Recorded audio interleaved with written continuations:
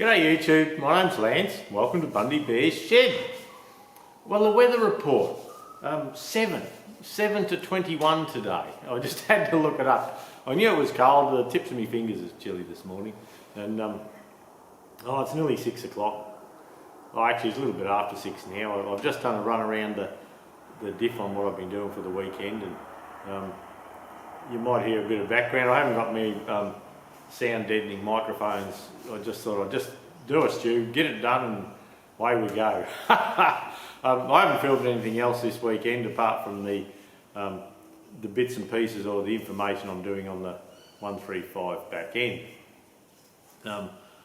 Through the week I did a lot of measuring on the final drives, and we're going on the final drive on the 135. There's a bearing cup, and on the Diff on the same side on the 65 carrier there's a cup, so I've had to make an adapter to go into the one final drive to fit the bearing into the carrier. So I've had to turn two cups into a cup cone setup. So look, that worked really well. I was surprised at how well it worked. I spent a lot of time measuring, and look, all you've got to do is measure the outside of the bearing cup and then the inside of the bearing cone. And with the Massey Ferguson tractors, we're lucky that the cup cone set up from a 135, 65 and all that, used in different ways, are all the same. You know, the 65 has it facing out, and the 135, 35 has it facing out, and the 65 has it in. So you need to make this adapter. So I have a picture of the adapter just after I turned it, which I will show. Man, I had a bit of 6 inch and I turned it down well. I filled my bin with swarf, and oh man, it took me look, the better part of 2 afternoons after work to machine it up. And look, I got it really close. And when I used the gauge pins, I actually on the final drive housings I used 1, 2, 3 blocks to give me a straight edge, and I used gauge pins, or gauge blocks I should say, to get underneath. And look, I made it exact to what the old one was, and I sat the Diff on with the gasket. The old final drive still on the left hand side, and on the put the bearing on, did a test fit, and I had 12th hour backlash, and I didn't think I had any crank end float. Crown wheel carrier end float. So that gave me a bit of confidence to continue with it, and away we went. So the critical information with that is from the back surface of the adapter, where it sat where the old bearing cone was, to the next shoulder up where the bearing cone sat. So where the cup sat in the final drive on the 135, and it's the same on a 35, where the cup sat in, the bottom surface of that cup to the top shoulder where the cone sat was 1.575 inches. And then I made it so the bearing would fit. And then on mine I thought I'd be knocking it in and out and buggering around quite a lot, so I made my spacer about 1 thou undersized. So with the very lightest of taps, I could get it in and out. And on some days, if the temperature was right, you could just get it in and out by hand. So look, that worked well. I've just finished filming before the sun come out and buggered up the shots outside there, what I've done on the back end, and how it's worked out. And look, it's been great. It's really worked out well. The interesting thing, there's been a lot of interest in this job, and I've been putting a few things on my Facebook page, and people have brought stuff up that they've showed me for you know, how other people have done it, and I've got a couple of names here for the people that were showing me their stuff, and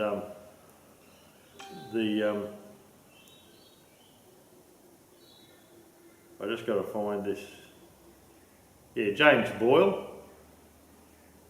and James has a 35, and James has it. Oh, yeah, he sent me a picture of his 35 that does 60k and is still able to do a day's work. So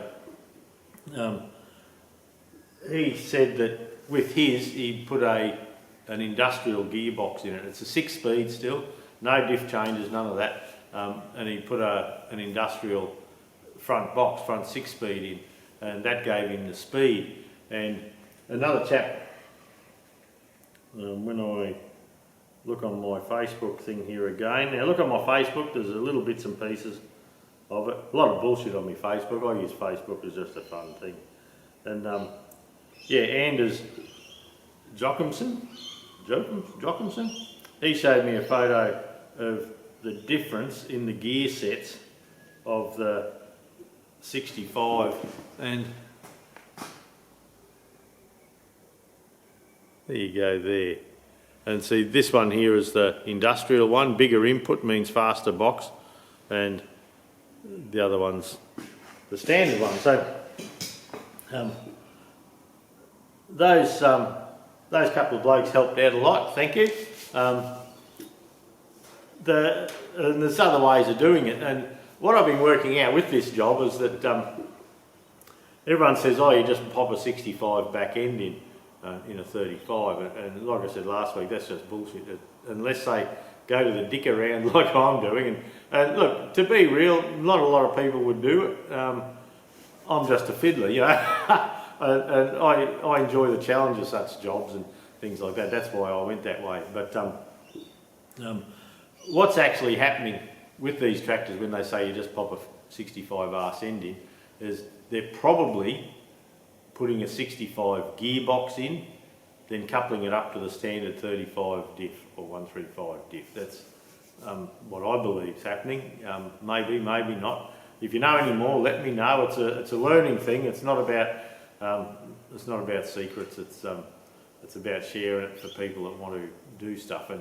And there's quite a few people around that have fast Fergies, but all you ever get for the information is that they dropped a 65 arse end in, and I probably doubt that. But anyway, perhaps they did. There might be other people a bit dicked in the head like myself. But that adapter I made, I'll try and get that drawn up for anyone that wants to follow my lead with that. I've got it half drawn up on Fusion 360 now. It's not bad. I can't. I'm learning Fusion 360, and I thought, well, I've had Plasma Dave. If you see Plasma Dave on my, he often comments on my YouTube videos. Plasma Dave did a few drawings for me recently, and I can puddle along with it, but it takes me a long time. And so I've got the cylinder drawn out and all that, and the bottom end radius and all that, but I'm looking for a couple of 30-degree angles on the corners, and I'm bugging around with that. But so yeah, look, that piece I made, it worked for me. I was so wrapped when it bloody worked out exact, and I could sit it in. I had 12th hour backlash, and I thought, wow, how good's that? And I bloody nearly got a sore back from patting myself on it, to tell you the truth. But look, that was a good thing. So all this week, after last weekend, every afternoon this last week that's gone, I've been working on this, and Saturday, Sunday this weekend I've been working on it. But look, to tell you the truth, I spent almost a full day, well, a good part of it anyway, just cleaning the housings. The housings, they had about 3 coats of paint, and you'd wash something and the top coat of paint would start to peel off, and I thought, oh, that's shit. I wasn't going to paint this tractor, I was just going to leave it a ratty old thing, and just for ease of modifying and buggering around, but looks like we're painting it now.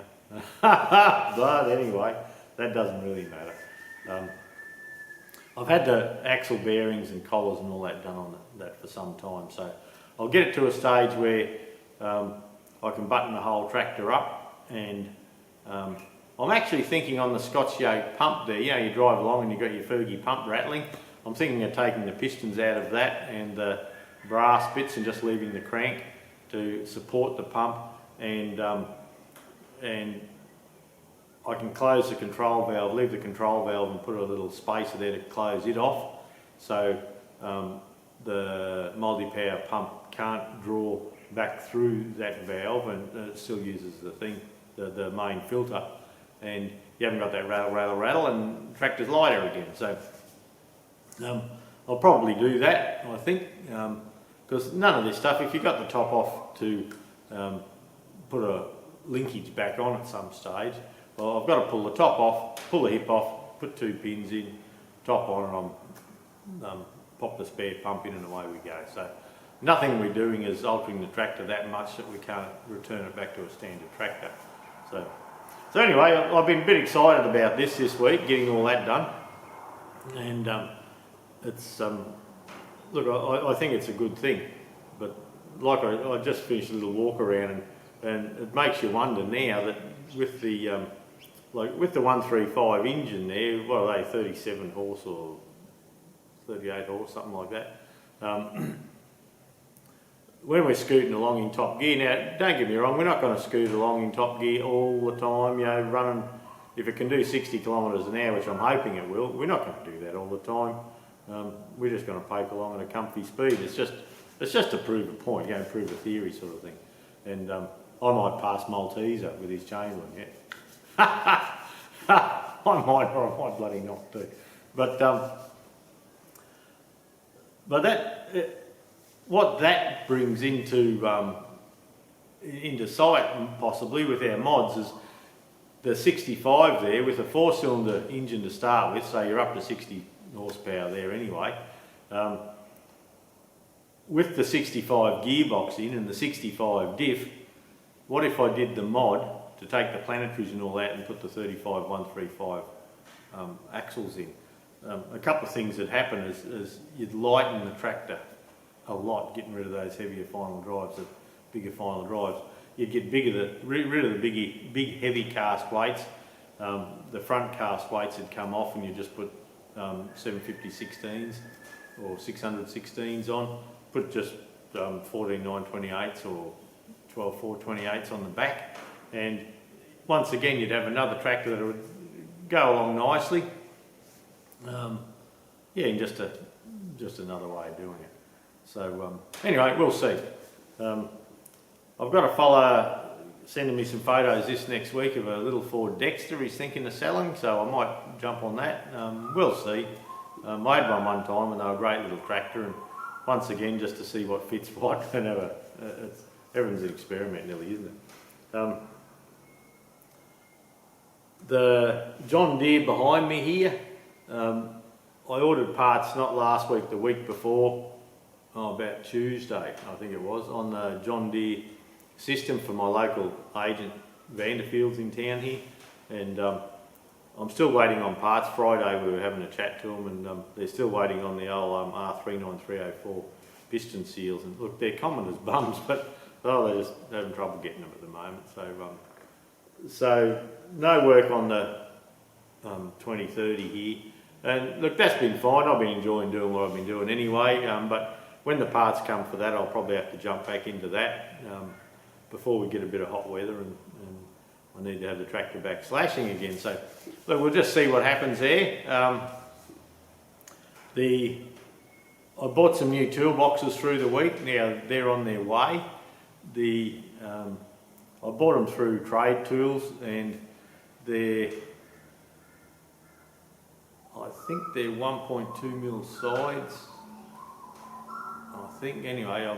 I might have been things ballsed up there, but there's a Maxim toolbox on eBay, and they're probably Asian made, but I've got 3 of them up at the house there now, and look, they're good strong boxes, and they're the ones under my bench there now with the last new set of drawers I bought. Look, they're okay, and they bring out a nice 54-inch one, and it's 600 deep, and I thought that's good, that's what I'd like, and on a roll cab and all that. So I think the box was $2,000, $1,999 or something, and then they wanted $1,000 to freight it from Sydney to Bundaberg, and I thought, oh, that must be a mistake, because I can buy the 42-inch down under it, the size under it, and add a side box to it, and get that up here for $380 freight, which that's reasonable in my eyes. And that colour seems to be washing out as the sun comes around, I believe. But that doesn't matter. It looks like I've gone pale. And so I got onto him and I said, yeah, $1,000, is that right? I ship parts all around Australia and I believe it's not right. And they come back and said, yep, $1,000. And on eBay they've got them for the exact same money. And so you get no discount for not dealing with eBay, even though they lose 10% for selling them. So look, I canned that idea and I went to Trade Tools.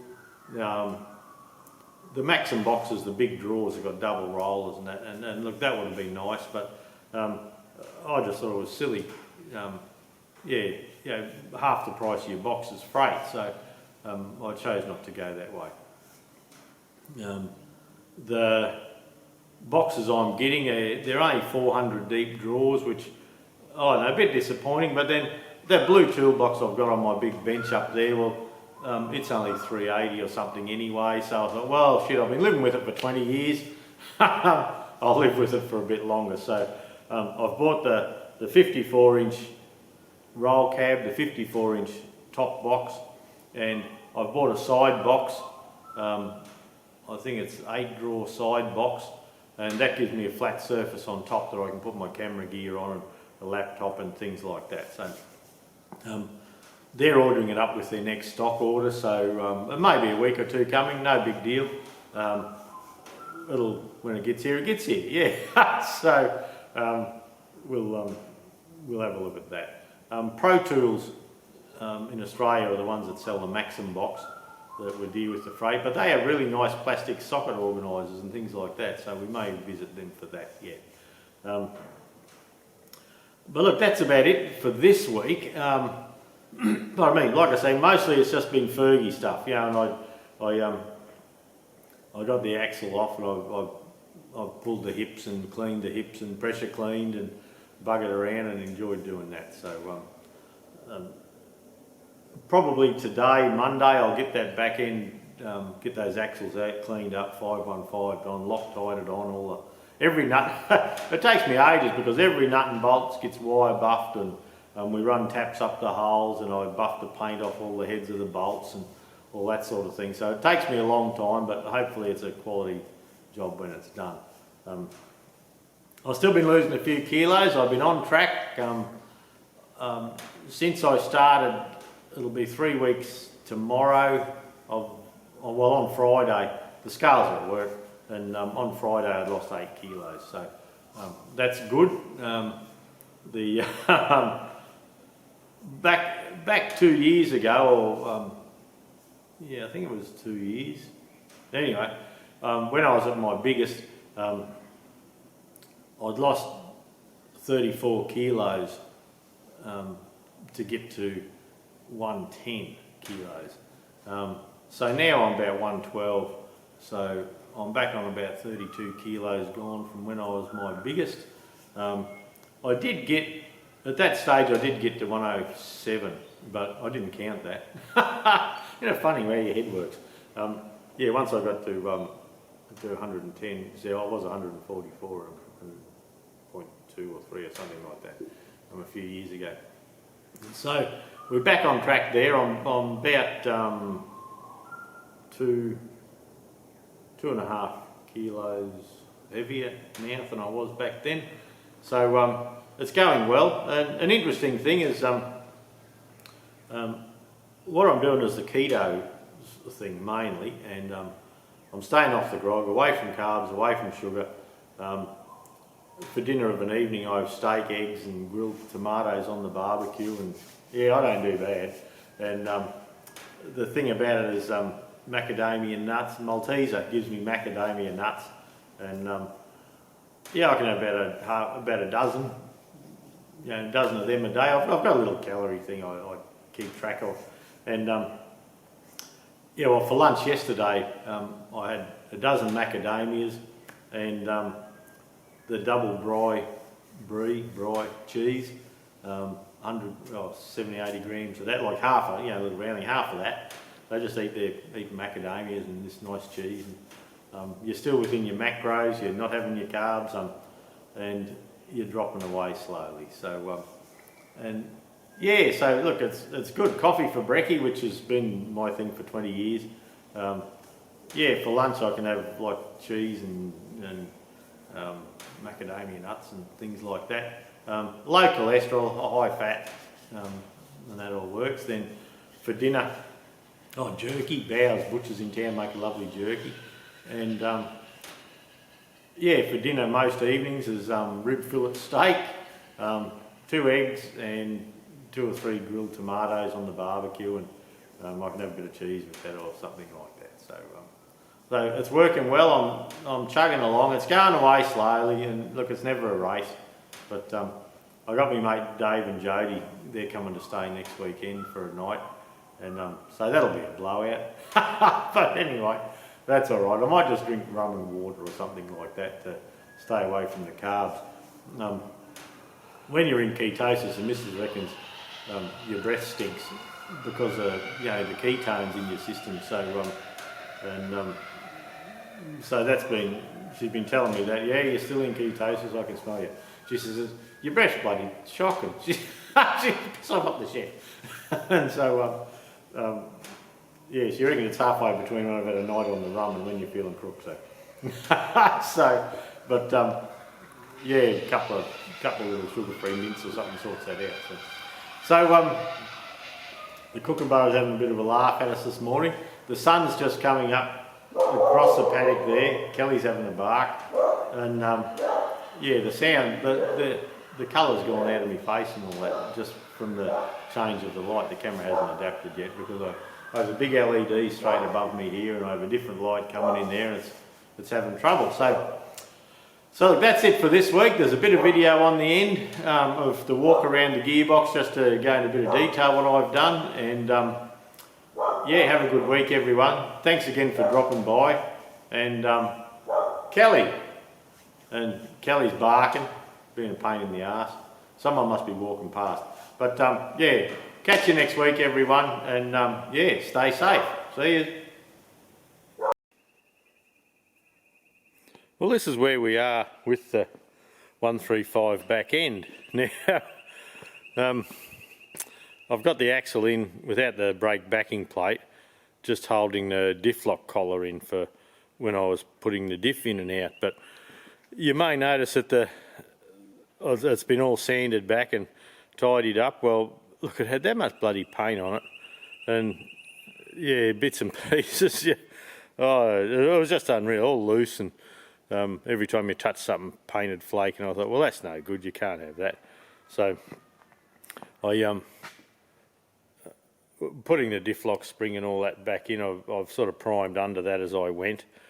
But another thing you may notice, if I come around this way, you might be able to see it a little better, is that fella there. That was where the linkage mounting pin was. Now the pins on this tractor were quite worn, so I have a couple of big Cat 2 ones here, and on the other 135 I put Cat 2 pins, and I thought, oh, I might do it on this one too. And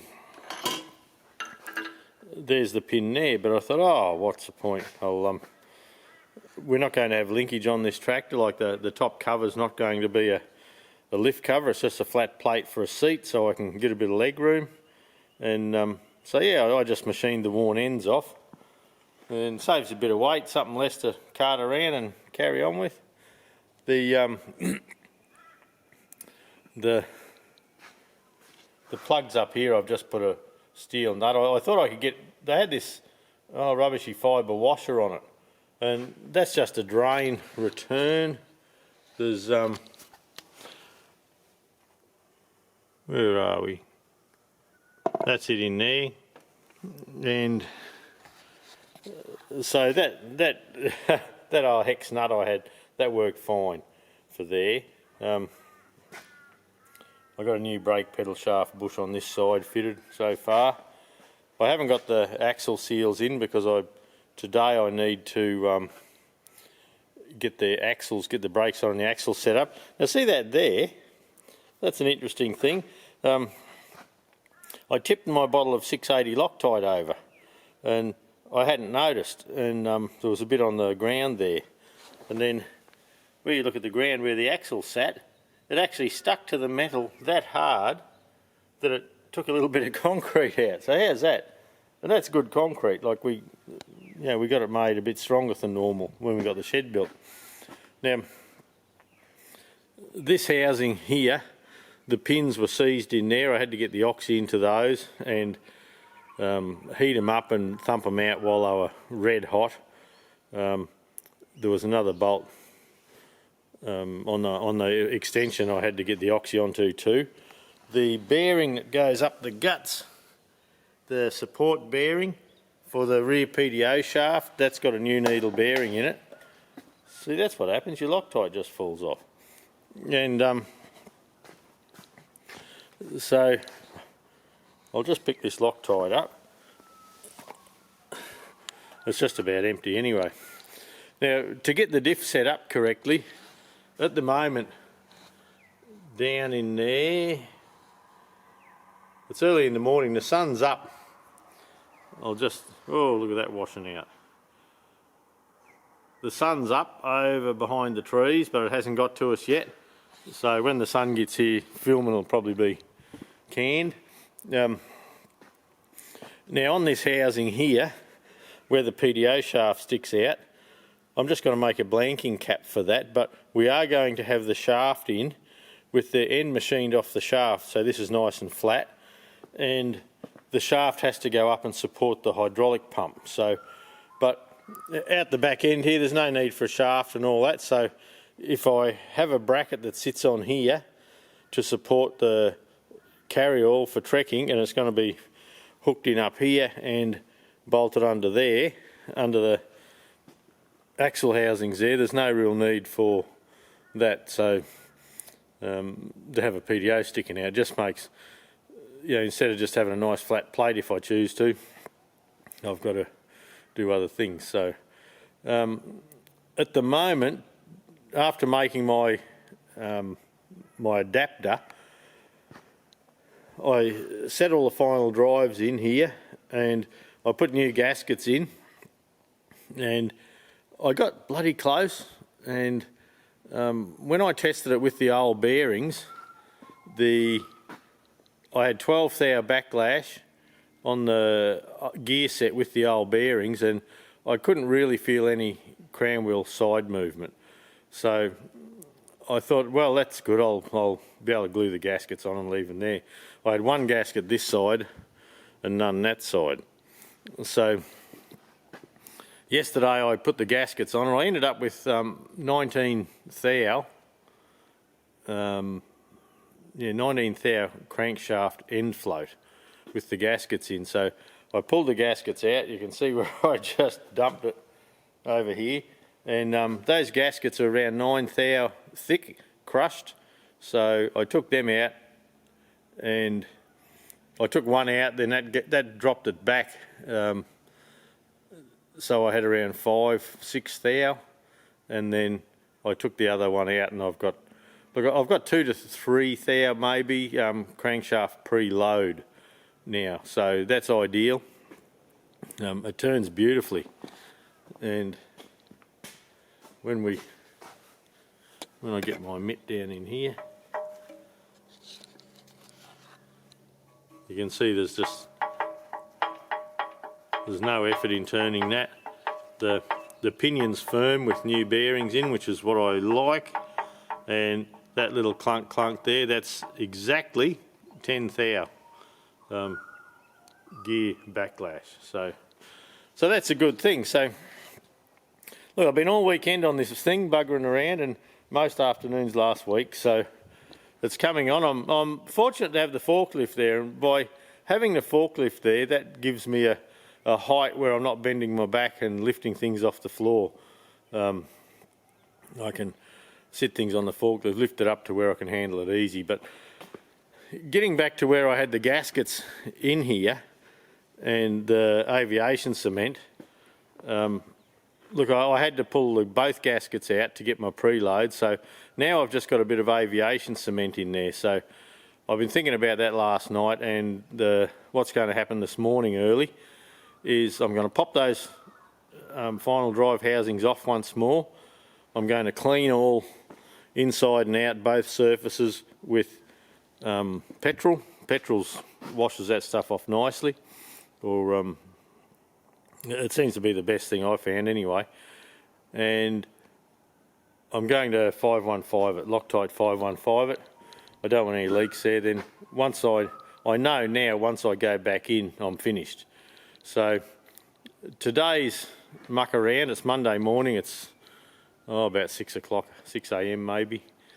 And so today's exercise will be clean up the brake plates, the brake backing plates, and get them on, and set the axle end float, so that's okay.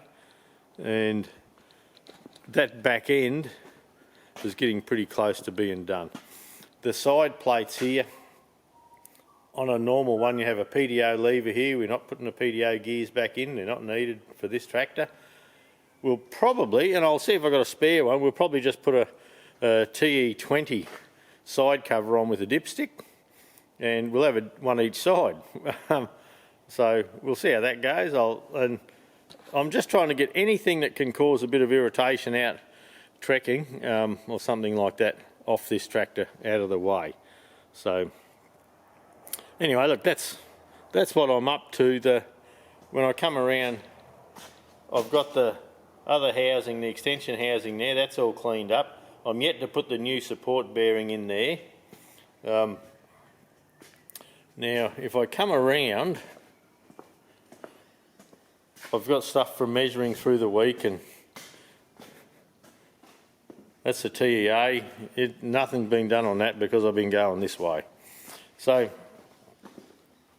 what we found here, if I sit down on my bum, that'll be good, Lance. God, I've got a mess here. I'll probably have another clean up today. I had one last week, but the interesting thing here was with the, I may have showed you this last week. I can't recall if I did or I didn't. So I'll show you again in case. This fella here, that's the shaft that comes out of the planetary on the back of the multi-power box here and goes to your splined coupler that hooks your diff up. Now, with the longer housing, that needs to go a lot longer. So this other shaft's needed, and that's 14 3/4 inches long. Now, the back of the box on the 188, it has a square. If they're a square one, they're a bigger. They're a heavy-duty epicycle, and the heavy-duty epicycle has a different spline here. So I got onto my old mate Gordon Ellis, and he has one of these on their way. I was hoping to have it by this weekend, but it hasn't got here. But as it turns out, I've just been flat doing the other anyway, so no big deal there. But the engine on the trekking tractor here, we're not going to do that. That used to run fine, no worries at all. And for doing my slashing and things like that. The multi-power, you've seen me do that up. And I've decided, I've got the steering box and all just sitting over there. And it's a power steering box. And I was talking to Gordon the other day about it, and he said, look, put it on and see. He said, a lot of those tractors, like a 240 and all that, had the same box on them, and they were okay. So I'm going to pop that back on and see. Yeah, see how the power steering goes here. And I still, until I get the box all sorted out and the pump in, I can't actually work out the proper angle of the multi-power pipe here. And you know, where I presume that would have to come up here and sit out nice and straight like that. But I do have to make a pipe once I get everything done. So hopefully that's an update on the trekking tractor. Yeah, look, we're getting there. I've been enjoying it. When I swing around to the John Deere here, nothing's happened with the John Deere as we're waiting for parts still. There is plenty I could do, but I thought, well, once I bought that 188 and had the opportunity to do this gearbox and diff swap, I felt I'd like to go that way and fiddle, because it's sort of, I found it really interesting to do. Now, but what that opens up for me is, with the different gear set in the 65s, the mind boggles a little, because on a 65 you have a 4-cylinder engine, a 192, so you have more horsepower. And this is the old one I bought that was a bit smoky, that I bought off my mate Paul. That's a bloody shocking picture there, Lance. But I'll come around this other side again. But so if on the 65 you have the high speed front box in it, and you leave the 65 diff in it, then you do this modification that I've done here on the 135 to put a 35 trumpet housing on a 65 without the reduction. Well, that'd bloody motor, wouldn't it? And it'd be light, possibly light enough to carry. So that don't be surprised if you see something like that happening. So I don't know, it's one of those things, you start these jobs and your mind wanders, so, with other things. So so the plan next week is hopefully get the parts for the 2030, and yeah, I'll have to hop back into that and get that going. I do have the, look, I'll have the parts to continue with the TEA, and I just don't have the time at the moment to do what I'm playing with this diff. So once I got this diff sorted out and buttoned up, we'll have a look at what we do from there.